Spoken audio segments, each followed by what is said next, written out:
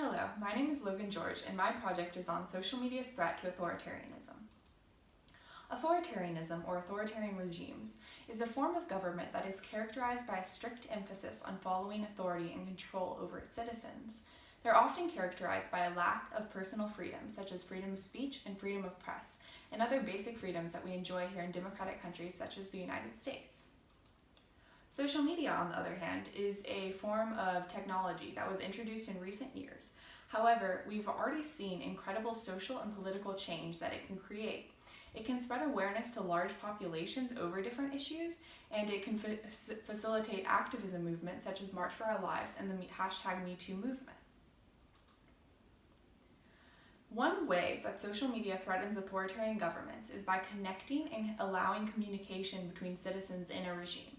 For instance, people might be afraid to speak out in a regular authoritarian regime. However, through social media, they can connect to other people who share their similar ideals and be empowered to speak up and stand up for what they believe in, since they have others that share those beliefs. Furthermore, once they've already been connected to other people who share their beliefs, they can communicate between each other, allowing opposition groups to form out of reach of the government control. One instance of this occurring would be in Egypt in the 2011 Egyptian Revolution, where the internet was recently introduced and the Egyptian people were able to connect and communicate between one another and eventually organize enough to stage a rebellion against the authoritarian regime, leading to a more democratic country today. Another reason why social media threatens authoritarian regimes is that it can circumvent government censorship in traditional medias. For example, they can get around to spreading negative portrayals of the government that wouldn't have been spread through traditional media because the government would have had control over them. And this can encourage rebellion, since as people see what's truly going on in a regime, they'll be encouraged to stand up and make change in their communities. An example of this would be Khaled Said being killed brutally by the Egyptian government. However, they offered a false cause of death and didn't claim responsibility for their actions. However, a photo of his body was posted online and people were able to see what truly happened, and the government's lies were clashed and people were able to see what happened instead. And this was one of the reasons for the rebellion in 2011. Some argue that social media will become not just a medium for democracy and change, but a medium for more government propaganda in these authoritarian regimes. For example, Rodrigo Duterte placed propaganda posters such as the one on the screen on Facebook and other social media platforms and to encourage his regime. However, this claim is simply false because even though governments can fill one medium of social media, more communication avenues constantly appear. So if activism groups see corruption or government propaganda in one, they can always move to a new avenue and spread truth through that way. So truth and change and ideas can still spread even when a government is taking over one form of social media. So what's next for this?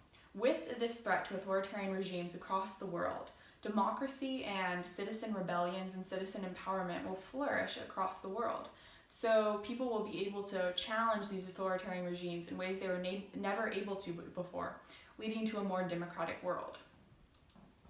This can have some implications. For instance, democracy, personal freedoms, and human rights will flourish in these different countries that have never had them before, since they'll be able to connect with each other and stage opposition to these regimes. However, political instability and in extreme cases war are necessary to reach this goal, so lives and property can be lost in that fashion. And also, poor results are always a possibility as authoritarian governments may maintain their control. However, the hope that this gives people all over the world in authoritarian regimes far outweighs this, allowing for a more empowered, progressive, and informed world. Thank you. Explain the level of certainty you have about your conclusion, solution, or recommendation.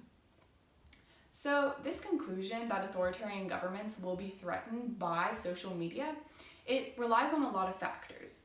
So I am very certain that through communication and connection between people will be able to overcome these regimes in different areas.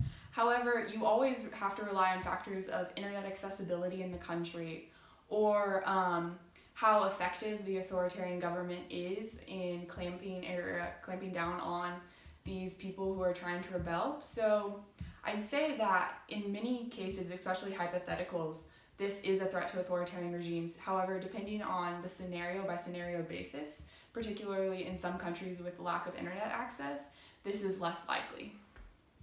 What evidence did you gather that you didn't use, and why did you choose not to use it?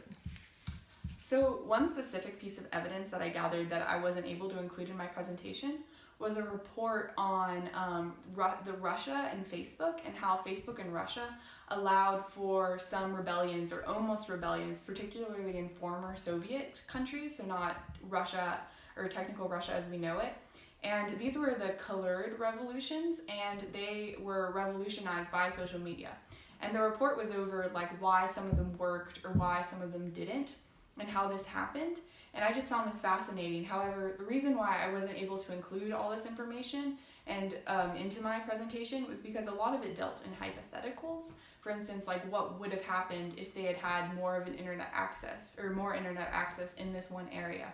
And hypotheticals just really didn't fit into my presentation, and I changed that research for cold hard fact. However, if I had more space and more time, then I definitely would have included it. Thank you.